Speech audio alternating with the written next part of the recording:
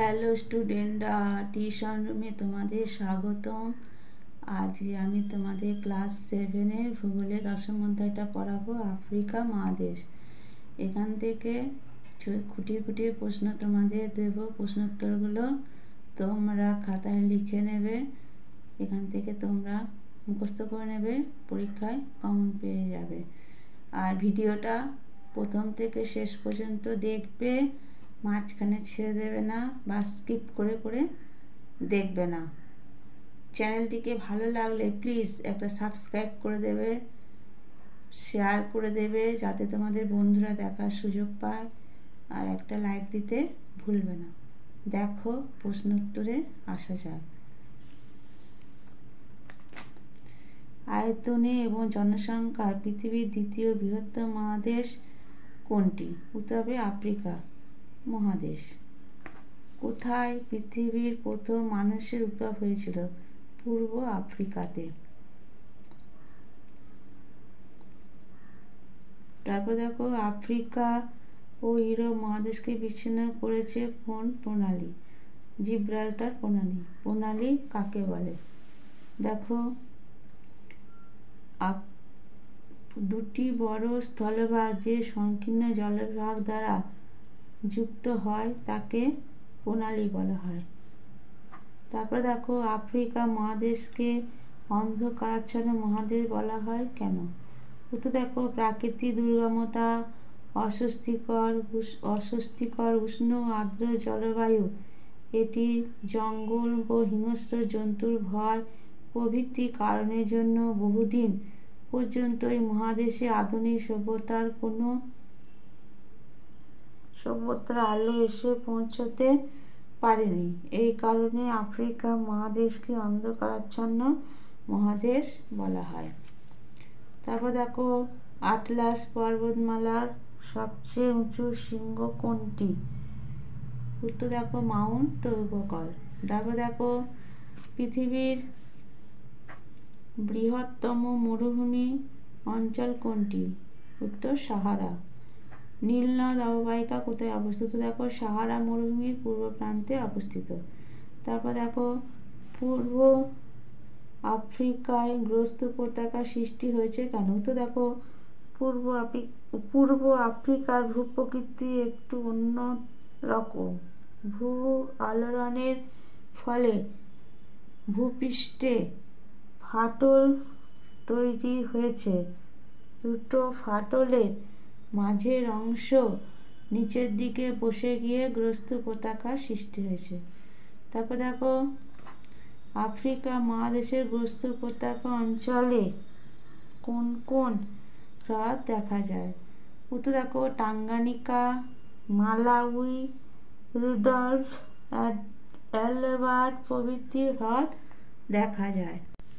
তারপরে দেখো, আফ্রিকা মহাদেশের সর্বোচ্চ শৃঙ্গ কোনটি? এর দৈর্ঘ্য কত? উত্তর দেখো, আফ্রিকা মহাদেশের সর্বোচ্চ শৃঙ্গ মাউন্ট কিলিমাঞ্জারো। এর দৈর্ঘ্য 5895 মিটার।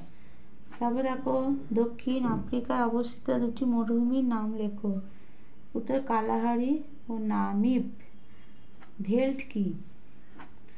আফ্রিকা মহাদেশে উঁচু মালভূমিতে যে তিনাঞ্চল দেখা যায় তাকে ভেল্ট বলে। তারপর দেখো, সাহারা মরুভূমিতে জনবসতি প্রায় দেখা যায় না কেন? উত্তর, সাহারা মরুভূমির ভূপ্রকৃতি অত্যন্ত শুষ্ক রুক্ষ হওয়ায় এখানে জনবসতি প্রায় দেখা যায় না। তারপর দেখো, নীল নদ মিশরের মরু অঞ্চলে সবুজ করেছে কেন? উত্তর দেখো, সাহারা মরুভূমির পূর্ব প্রান্তে রয়েছে নীল নদ অববাহিকা। এই নদী আফ্রিকার মধ্যভাগের হ্রদ অঞ্চল থেকে বিপুল জলরাশি বয়ে নিয়ে এসে মিশরের মরু অঞ্চলকে সবুজ করে তুলেছে। তারপর দেখো, কঙ্গো নদীর অববাহিকার ঘন জঙ্গল সারা বছর সবুজ থাকে কেন? উত্তরটা দেখো, কঙ্গো নদীর অববাহিকা নিরক্ষীয় অঞ্চলে অবস্থিত, তাই সারা বছরই এখানে বৃষ্টিপাত হয়। গাছগুলি কোনো সময় পাতাহীন হয় না, সারা বছরই জল পায় বলে গাছগুলি চিরসবুজ থাকে। এই প্রশ্ন উত্তরগুলো তোমরা ভালো করে দেখবে, খাতায় লিখে নেবে। এই অধ্যায়টা থেকে আমি খুঁটি খুঁটি সব প্রশ্ন উত্তরগুলো করে দিয়েছি, তোমরা লিখে নেবে, মুখস্থ করবে। পরীক্ষা তোমরা কমন পেয়ে যাবে শর্ট কোশ্চেনগুলো, বড় প্রশ্নও পাবে।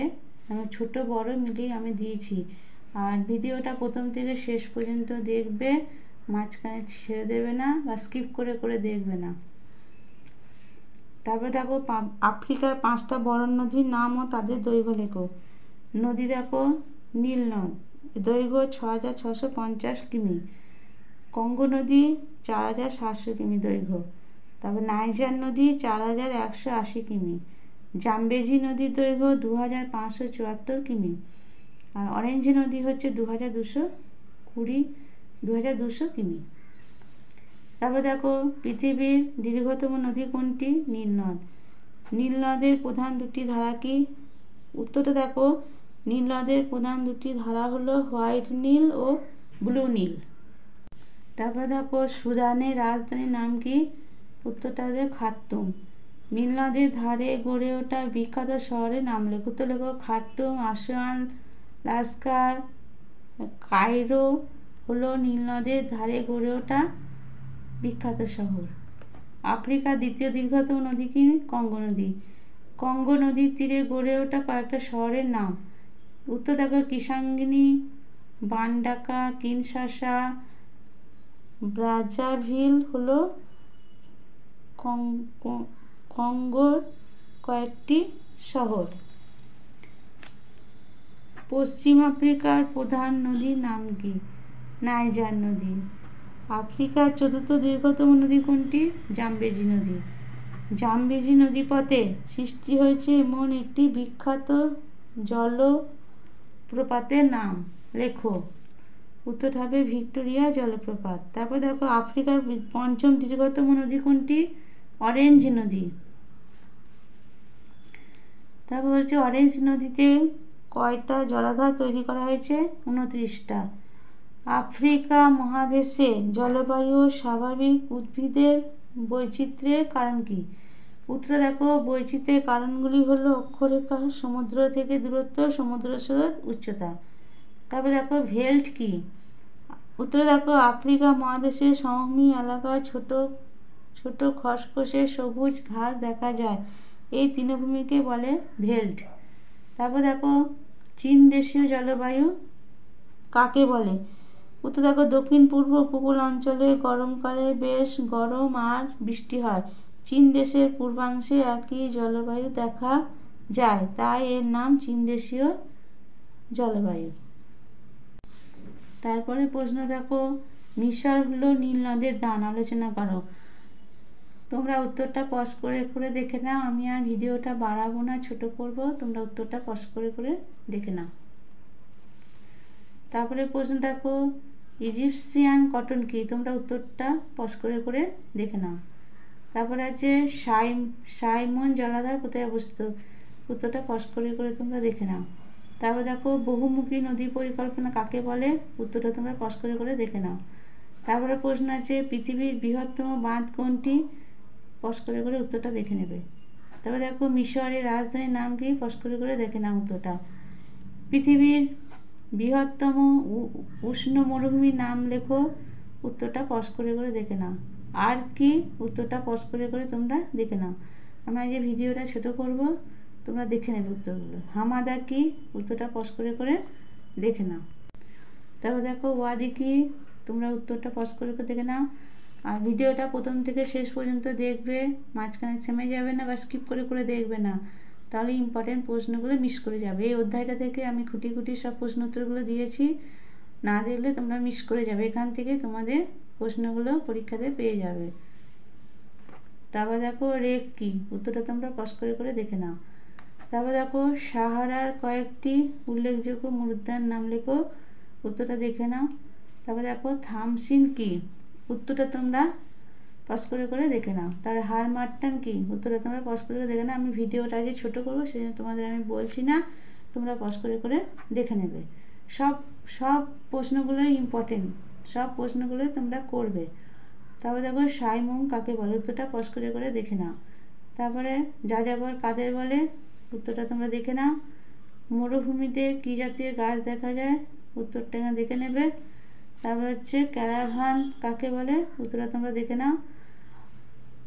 তারপরে সাহারা মরু অঞ্চল কোথায় সবচেয়ে সাহারা মরু অঞ্চলে কোথায় সবচেয়ে বেশি তাপমাত্রা দেখা যায়? তোমরা উত্তরটা সব পজ করে করে দেখে নেবে। এই পড়াটা তোমাদের কেমন লাগলো কমেন্ট বক্সে জানাবে। জানাবে। চ্যানেলটিকে ভালো লাগলে প্লিজ একটা সাবস্ক্রাইব করে দেবে, শেয়ার করে দেবে যাতে তোমাদের বন্ধুরা দেখার সুযোগ পায়, আর একটা লাইক দিতে ভুলবে না। ঠিক আছে, আজকে আমি ভিডিওটা এখানে শেষ করলাম।